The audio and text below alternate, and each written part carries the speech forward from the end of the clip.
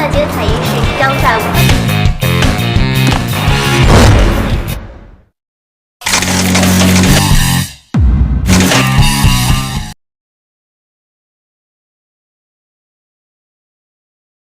Film diawali dengan seorang wanita yang bergegas pergi ke kantornya. Lalu karena sudah terlambat, dia pun mengganti bajunya di dalam mobilnya. Dan ketika dia sampai di kantornya, inilah yang terjadi.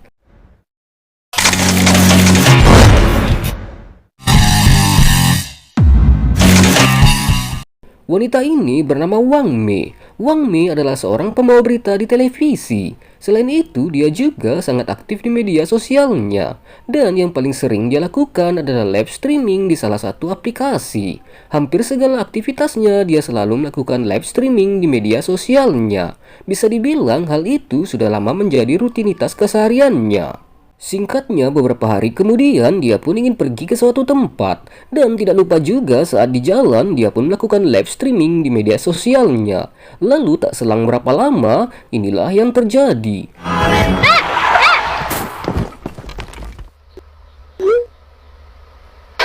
Kedua pria ini bernama Jaka dan Jono. Di sini Wang Mei pun sudah mengetahui bahwa mereka berdua hanyalah modus saja dan berpura-pura. Lalu Wang Mei pun keluar dari mobil dan tetap melakukan live-nya dengan meletakkan HP-nya di dalam saku bajunya. Di sini si Jaka pun terus berpura-pura kesakitan, sedangkan si Jono meminta ganti rugi kepada Wang Mei, sehingga Wang Mei pun terlihat kesal dan sangat marah kepada mereka berdua. Wang Mei pun mengatakan bahwa mereka berdua itu hanyalah modus dan ingin menjebaknya. Lalu karena sudah ketahuan, Jono pun langsung memantau ke lokasi. Dan melihat kondisi yang sangat aman dan terkendali, mereka berdua pun langsung melakukan penculikan. Kemudian Wang Mei pun langsung dibawa ke rumah si Jono. Sedangkan HP dari Wang Mei pun masih terus melakukan live streamingnya. Lalu si Jaka pun langsung memeriksa tas dari si Wang Mei. Di sana Jaka pun menemukan HP dari Wang Mei yang dikhususkan untuk bekerja. Kemudian setelahnya si Jono pun langsung menelpon nomor yang tidak dikenal dan meminta uang tebusan dari si Wang Mei. Namun hasilnya dia pun kena marah oleh pria yang diteleponnya. Kemudian si Jono pun meminta uang tebusan kepada si Wang Mei jika dia ingin bebas. Lalu Wang Mei pun mengatakan bahwa dia bukanlah orang kaya.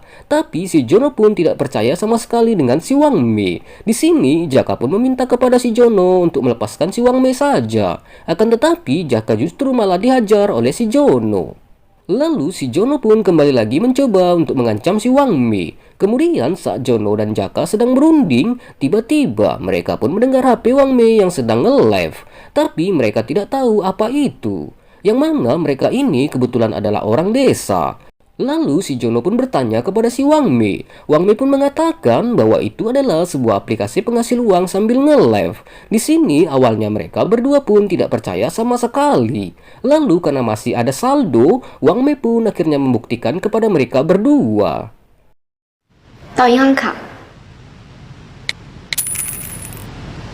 我的卡在我的包里面。 Singkat cerita, Jono pun menyuruh Jaka untuk mengambil uangnya di ATM si Wang Mei. Dan alhasil si Jaka pun bisa mengambil uangnya tersebut.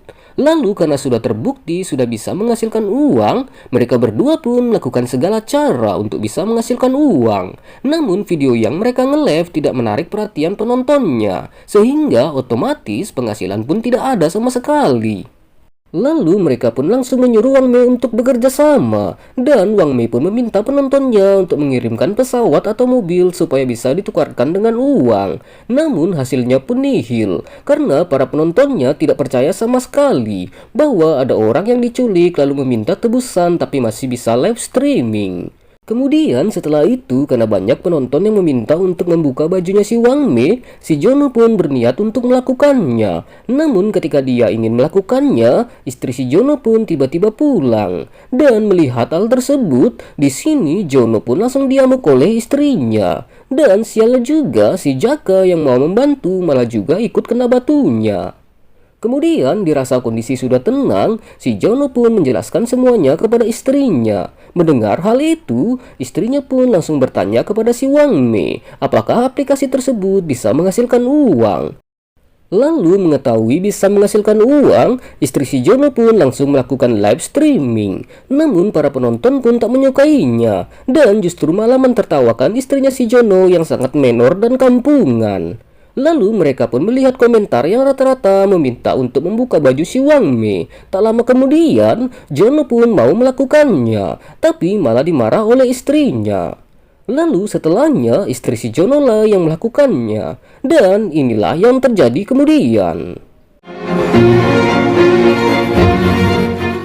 Singkat cerita, mereka pun berpesta dan makan bersama sambil bersenang-senang. Di sini, Jaka pun diam-diam memberikan pisau kepada Wang Mei supaya dia bisa melepaskan ikatannya dan pergi sesegera mungkin. Dan untungnya ikatan tersebut pun bisa dilepaskan. Namun sialnya ketika dia ingin kabur, Wang Mei pun terjatuh dan dia pun tertangkap lagi. Sedangkan di lain tempat, seorang pria yang melihat live-nya Wang Mei mempercayai bahwa Wang Mei diculik. Lalu pria itu pun melaporkannya kepada pihak yang berwajib.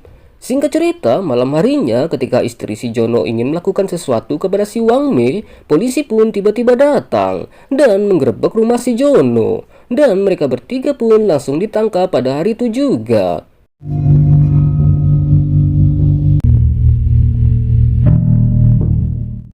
Kemudian Wang Mei pun bebas dan tanpa melakukan live streaming lagi. Di sini sepertinya Wang Mei ingin merubah hidupnya ke arah yang lebih baik. Dan akhirnya film pun berakhir.